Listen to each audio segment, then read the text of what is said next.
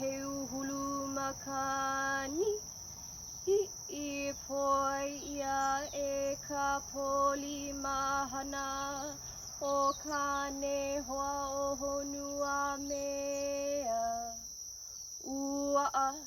ua mole ua mohala ela o ka apapane o ka mamo o ka nuku I iwi o ka ahihi mai hiki lalo a I hiki luna e waihone I hali I mokula ua I ke a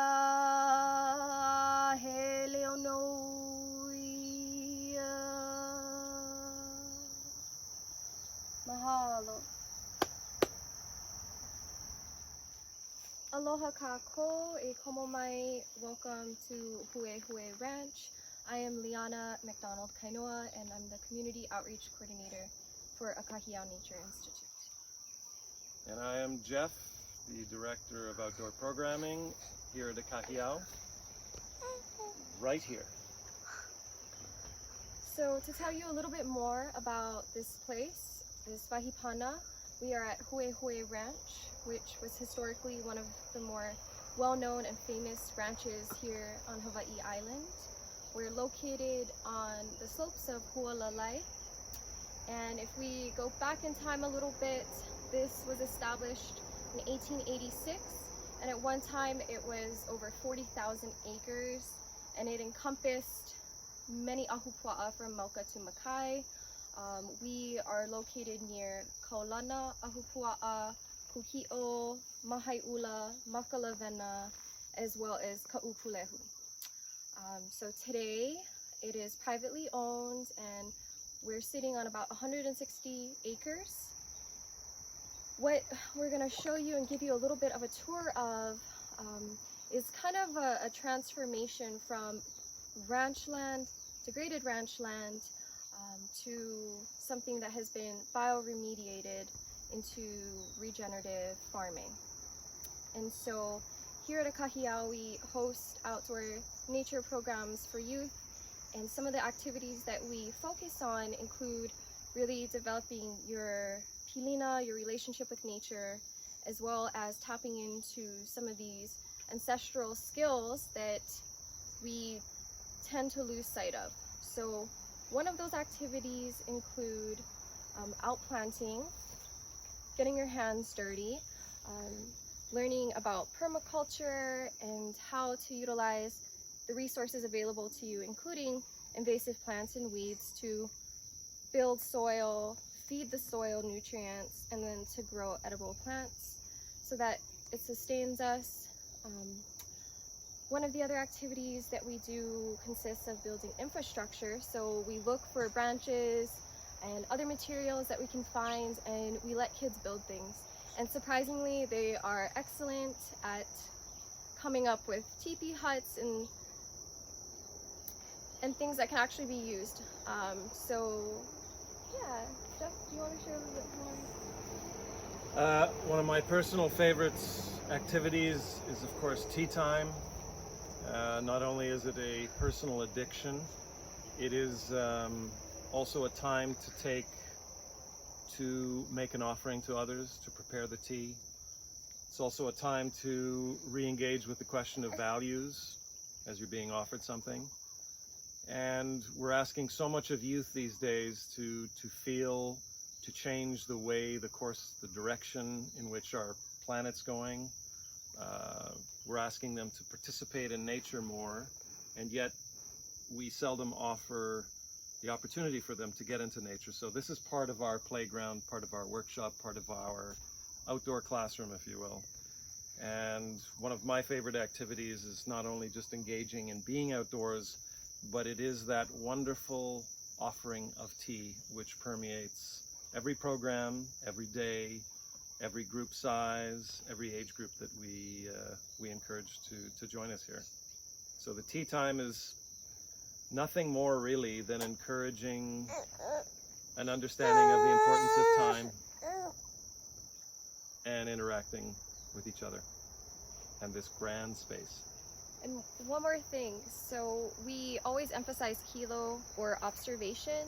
So while we take you on this virtual tour today, we'd like you to make observations of what you see and type that into the chat box so that we can engage with one another, and perhaps you'll see something that we missed. And if you do see something that we missed and we don't know, we'll find out for you.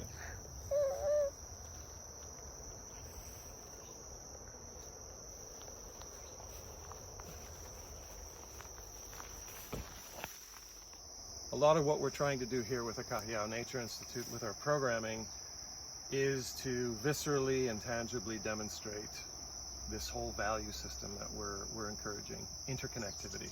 And it's hard to do that theoretically if we don't actually practice it or have a playground, a workshop, or this, our classroom. So we feel that this is one of our classrooms. So we've got everything here. Some things don't work, some things mix and interact with others well, some things don't.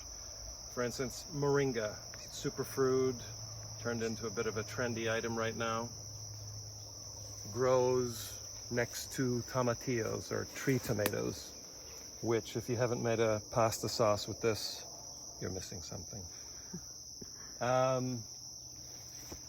Further up here we have chayote, otherwise known as shushu in South America. A lot of these things aren't simply growing on Big Island, but they're growing in South America, Central America, parts of Southeast Asia. So this is one of the other favorites I have.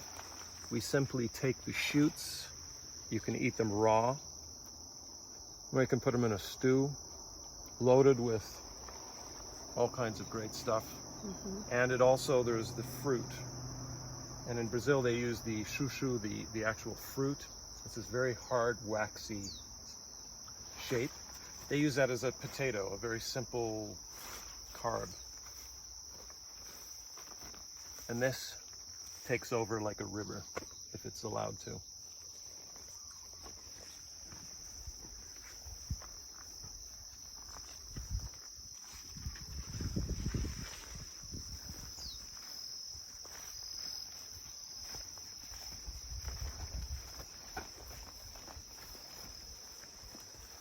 And for those of you who thought we wouldn't introduce any citrus, we have citrus. Lime, lemon, which we have grown from the ground up. It should be mentioned that everything you see around us right now was started about 5 or 6 years ago from the soil, literally from the ground zero of the soil, and built up. First to build the soil, then to activate and encourage and restore the acidity, the pH, the trace mineral count of the soil. And then from that point, we could start to experiment, we could start to encourage, and we could start to create this little example of how things might be.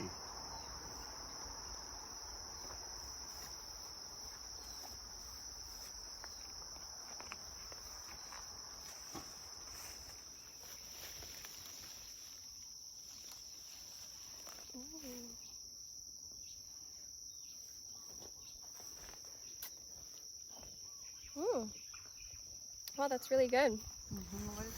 So I can smell citronella in the air right now. We passed a bunch of that. Sorry. A really great natural bug repellent if you get a chance to harvest some. You can make it at home without all the harsh chemicals.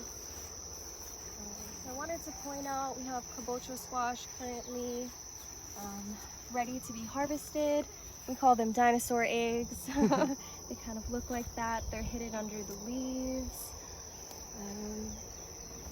And I'm gonna take you over to our special and juicy dragon fruit. So you can see here we have the dragon fruit. There's a couple that are coming through right now. And it looks like maybe there were a few more, but the bugs may have kind of gotten to those a little bit. But essentially, they're growing on branches and logs that were found here in the garden that created this trellis effect. So of course there's things we encourage to grow. We deliberately propagate, we seed, we graft, but then there's things that come as a result of our efforts, gifts as we call them. So along this log, which was felled and left here, turkey tail, a hugely medicinal fungus, has exploded. And so that at one point in the future, perhaps, when we decide to do our own infusions or pulverize some of these funguses into medicinals, we'll be able to harvest not only the essential foodstuffs, but also the medicinals which are growing all around us.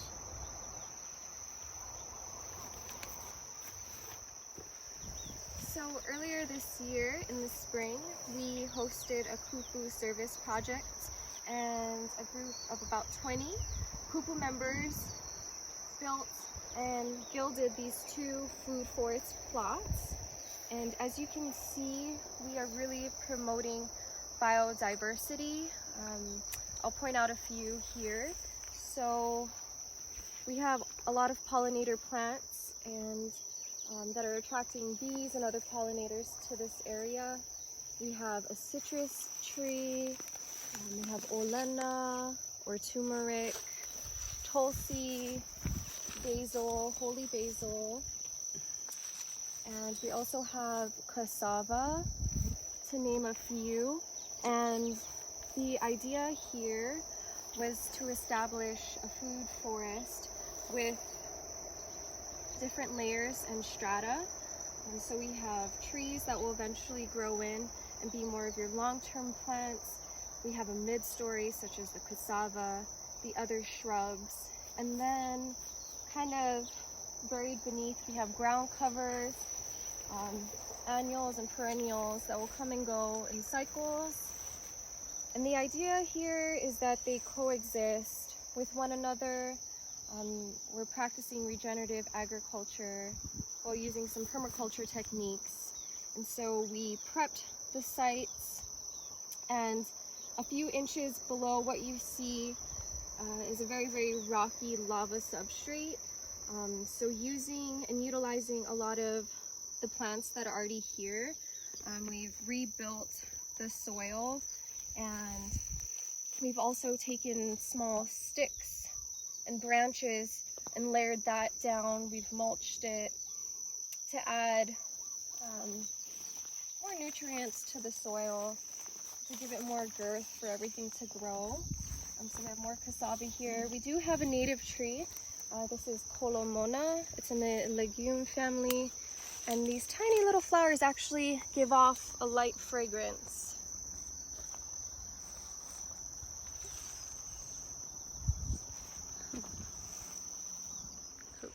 One of my favorite understated elements of our garden is oregano. We know it, of course, from the much storied Italian cuisine, but in our garden here it operates on a different level. This is a protector. Not only does it help the soil replenish itself, but this is also a sort of barrier against pests. This releases a kind of mycotoxin that bugs do not like, along with geranium. So not only does it taste good in a little pasta sauce, but hello, it's a guardian of the garden.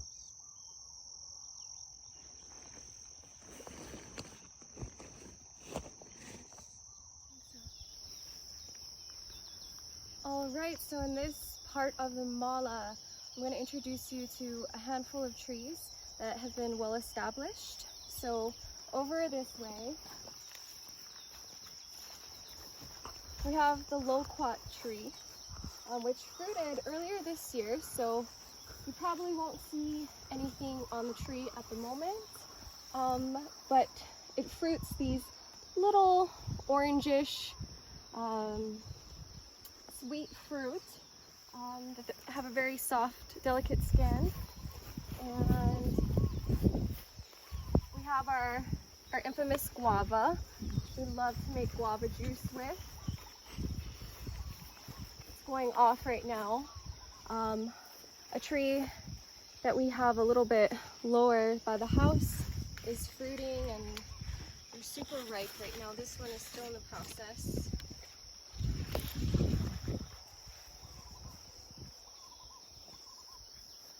And then of course the jacaranda tree, which are scattered throughout the property, and you'll see a ton of these trees throughout North Kona.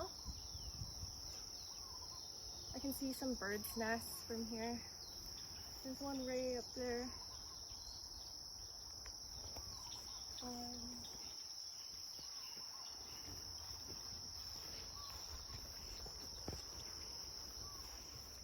So this is the Malabar, or the Brazilian chestnut. You can see that it's fruiting and it's still in the process of maturing.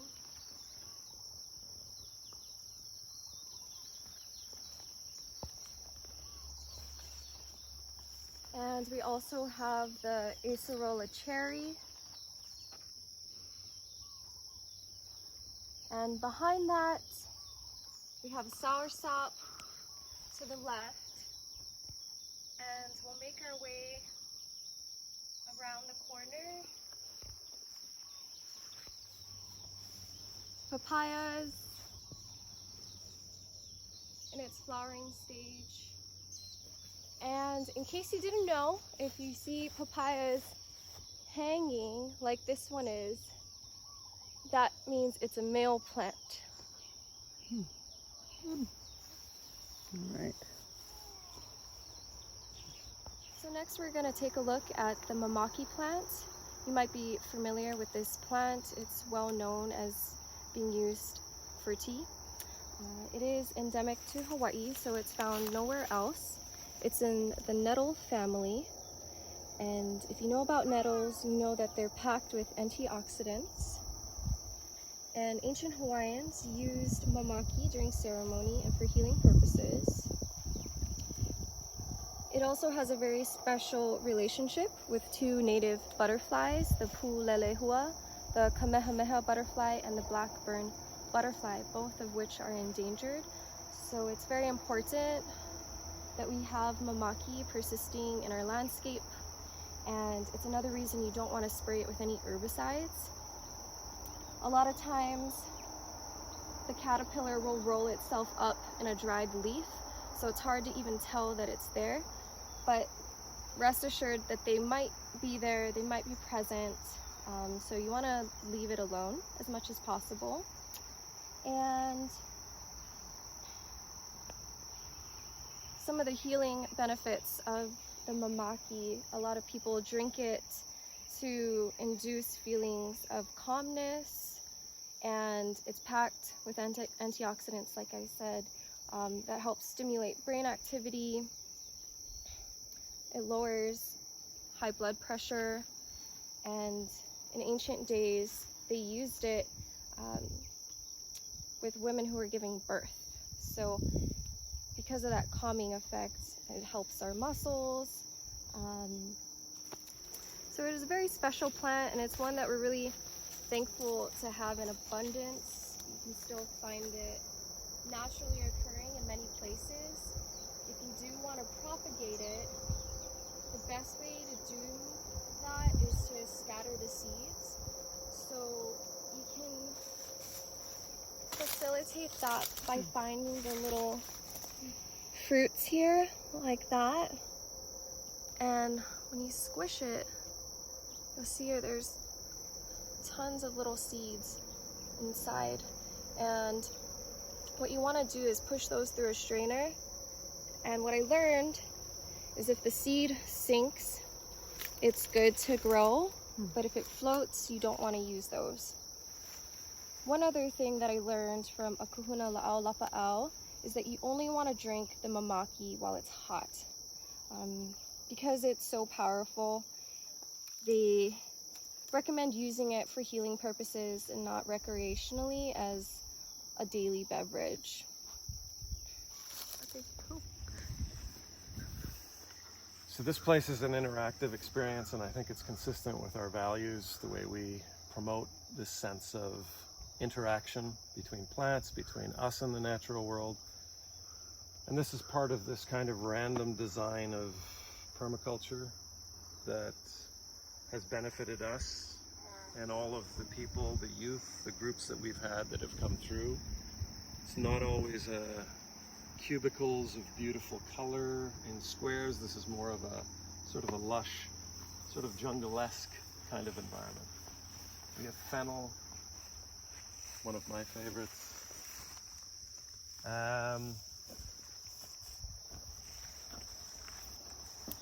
Another thing we do, and this is not so much about the actual interior and the opulent colors, this is more about everything that falls here generally. If it's not eaten by us or all of those wonderful critters, it just lies where it is and it forms a mulch. That's a big part of how we propagate the health of the soil. One of my personal favorites, one of the only ones I consistently go for, edible hibiscus tree spinach, otherwise known as belé. You can eat it right off of the stems. Where I'm taking you is to one of the, for me at least, the center points of the garden for very selfish reasons.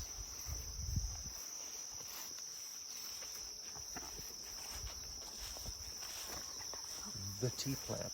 We're going towards the tea plant. But on our way, of course, some of you might be familiar, in the south of France, in Luberon and Provence, this grows in abundance, huge fields of it, lavender. It grows here, in amidst all of this other wondrous green stuff.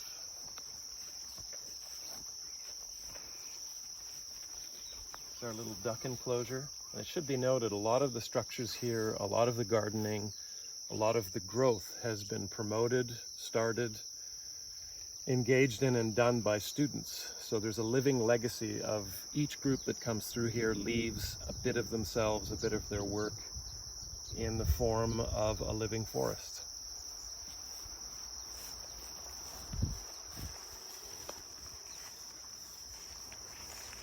Here we have our local duck population, otherwise known as the Wacker family.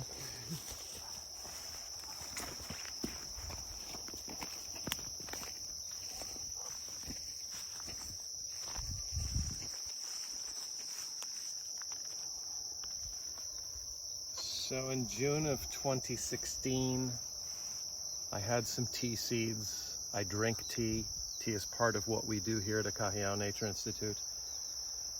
And I decided I wanted to see if we could actually grow some of the tea ourselves, using the same permaculture, biodynamic systems that are in place here. We decided to try and build the soil so that it was capable of actually growing tea from seed.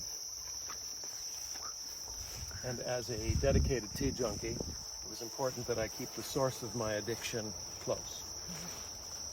And so this is the result of 5 years of growth. Camellia sinensis, the bigger family of tea, is something that is vital in my life from over a decade of living in Asia. And it's something I wanted to incorporate in every course that we run, every program we run here, as an offering to students. In every course we run, I make an offering of tea because I think it's a beautiful way to start off the process by giving something. It's part of that wonderful dynamic way of making an offering. It's also the great restorer, stimulator. So we grow tea here as part of the bigger landscape. We offer tea, and tea has become, our tea offerings have become one of the highlights of our programs. We have kids who've sworn off tea, coffee, they're not interested. Tea's kind of old fogey. No, they love it. They love it. And our tea times are based upon the value of simply encouraging interaction. So the tea isn't a formal tea offering. It's kept as informal as I can manage. And it is about taking tea and taking time to encourage an interactive feel with nature, with oneself or with others.